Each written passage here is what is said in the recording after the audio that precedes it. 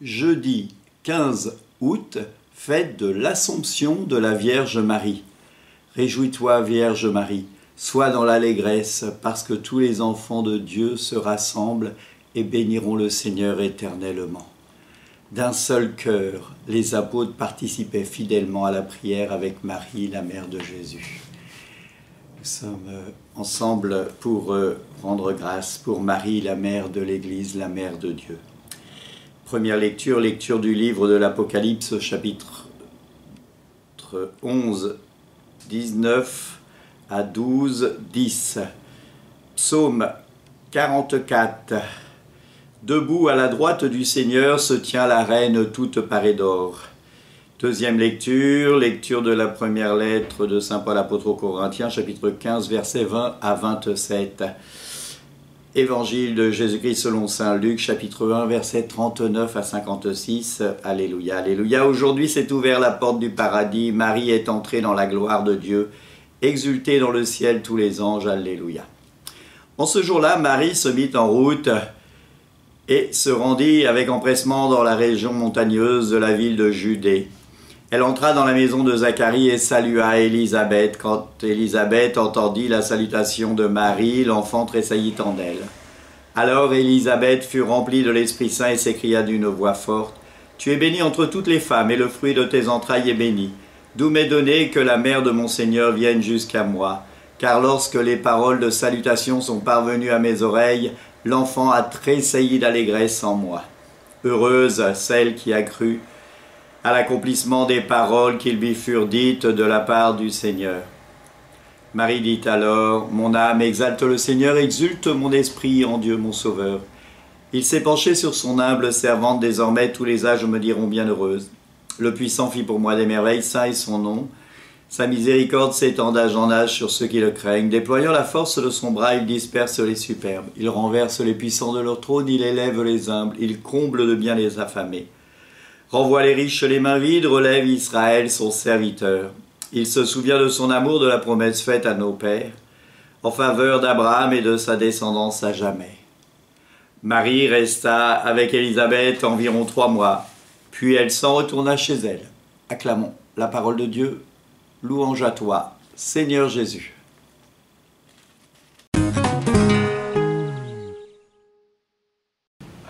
Les lectures qui nous sont proposées pour cette solennité de l'Assomption de la Vierge Marie. Parfois on se trompe et on écrit Ascension, mais Assomption. L'Ascension de Jésus, c'est lui qui est vrai homme et vrai Dieu, monte rejoindre le Père de ses propres mains, de ses propres forces. Dieu le Père accueille Dieu le Fils et le fait monter vers lui. Et là, c'est Dieu qui permet à Marie, corps et âme, de rejoindre la Trinité divine. L'Assomption de la Vierge Marie. Alors certains vont dire, ça c'est des dogmes catholiques, ça n'a pas de sens. Et ça a le sens que Marie est Immaculée Conception.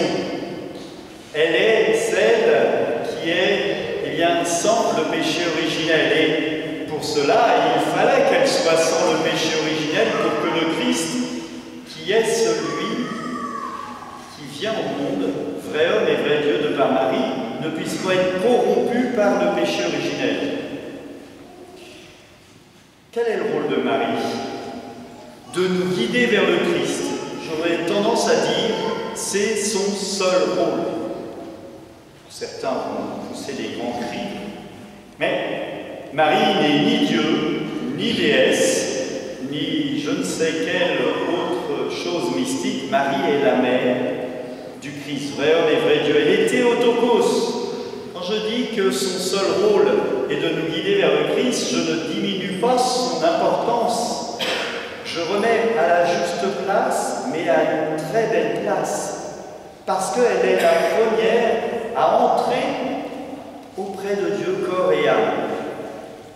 Si le bon larron s'entendra dire « Aujourd'hui tu seras avec moi au paradis », mais c'est son âme qui va monter auprès de Dieu.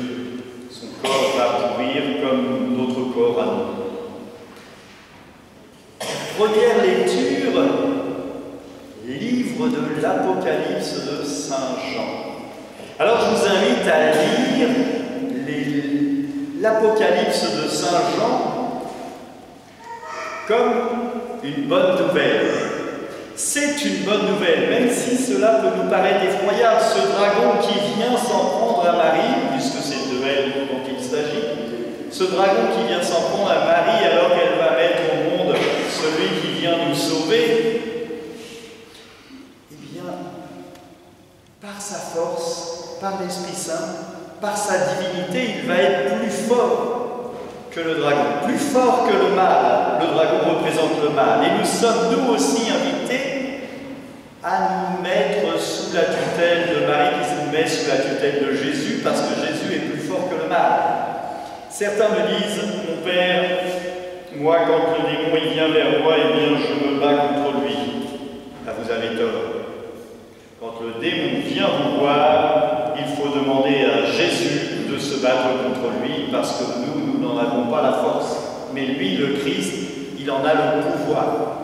Il est plus fort que le démon. Nous sommes trop faibles pour nous battre contre le démon. Et on voit bien les archanges Saint-Michel qui, dans cette belle fresque, prennent leur place de défenseurs de notre humanité. Nous ne sommes pas complètement la religion du livre. Nous sommes la religion de l'incarnation. Dieu s'est fait homme pour nous sauver, pour venir auprès de nous.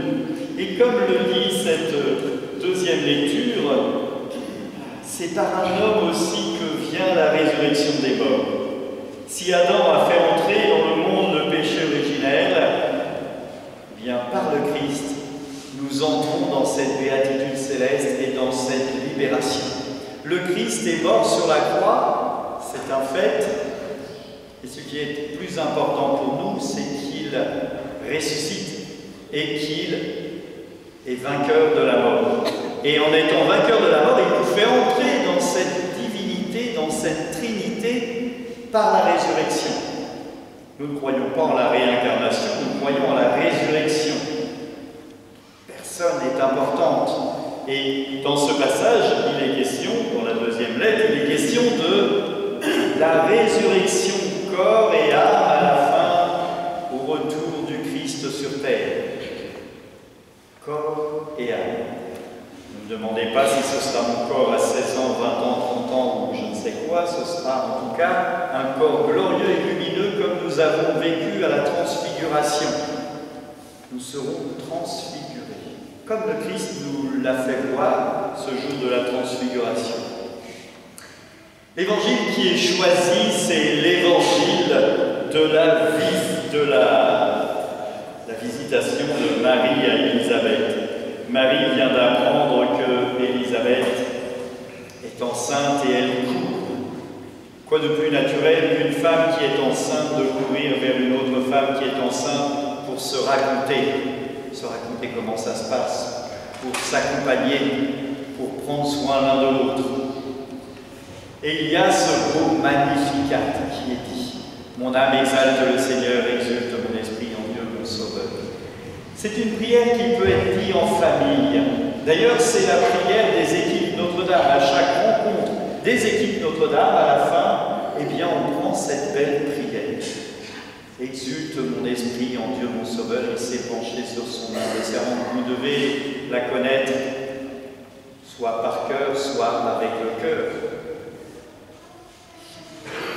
Je me rappelle qu'un jour, quand j'étais aumônier d'hôpital, un homme qui n'était pas de religion ni catholique ni juive m'avait dit, mais c'est qui Israël?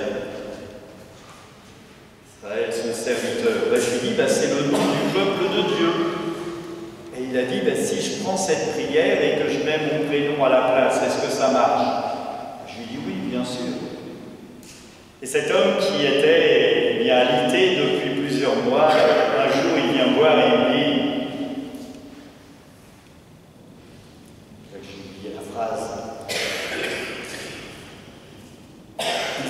il relève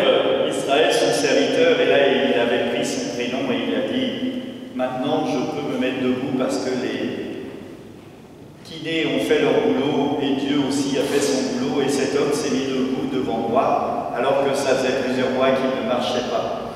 Et moi je dis que c'est la force de Dieu qui aime toutes ses créatures. C'est une grâce. Est-ce que je fais vraiment confiance à Dieu? Est-ce que je mets ma confiance dans le Seigneur? Ou est-ce que je fais juste semblant avec mes prières? Je mets mon espoir dans le Seigneur, je suis sûr de sa présence. Même si je ne vois pas le Christ, eh bien j'ai Marie qui me guide vers le Christ. L'ascension de Marie, c'est aussi ça, donner pleinement la place à Marie. Aujourd'hui, eh bien, à Lourdes, des millions et des milliers de personnes, soit par le truchement de la télé, soit en présence, eh bien, vont vivre cette solennité du 15 août, l'Ascension de la Vierge Marie. Et il nous faut, nous aussi, nous joindre à cette union de prière. Alors j'ai mis Notre-Dame de Vélangali, peut-être écorché un peu le nom, parce que la semaine dernière, eh bien, 2 paroissiens tamouls sont venus habillés avec des vêtements spéciaux pour le 15 août. Et j'ai trouvé que c'était beau de faire honneur à cette communauté tamoule qui fait partie aussi de la communauté de Louvoisier et compagnie, et de mettre une statue de Notre-Dame de Vélangali qui a été habillée. Et je crois que c'est important de faire union. Vous savez, on a eu des cérémonies à Paris qui ont divisé la nation, et moi, mon cœur, c'est d'unir toute la communauté, peu importe son origine, peu importe d'où elle vient, peu importe sa relation, peu importe ce qu'elle a dans la tête. Ce qu'il faut, c'est que nous soyons à la suite du Christ, eh bien, témoins de l'amour de Dieu. Est-ce que Marie me guide vers le Christ? Est-ce que lorsque je prie un chapelet, eh bien, ou un mystère, quand on prie les mystères, il y a les passages de la vie du Christ qui sont importants, les mystères glorieux, etc.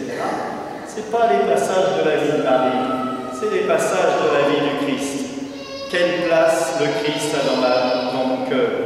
Quelle place Marie a dans mon cœur? Je te salue Marie, pleine de grâce. Le Seigneur est avec vous. Vous êtes bénie entre toutes les femmes. Et Jésus, le fruit de votre entrailles, est béni. Sainte Marie, Mère de Dieu, priez pour nous pauvres pécheurs, maintenant et à l'heure de notre mort. Amen. Amen. Il n'y a qu'un seul pain et nous formons tous un seul corps.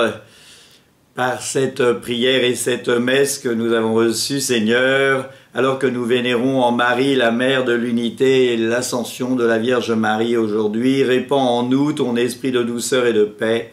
Ainsi nous pourrons d'un même cœur travailler à la venue de ton règne par Jésus le Christ notre Seigneur. Amen. Que Dieu Tout-Puissant vous bénisse tous, lui qui est Père, Fils et Saint-Esprit. Amen. Allez, dans la paix du Christ, nous rendons grâce à Dieu. Amen.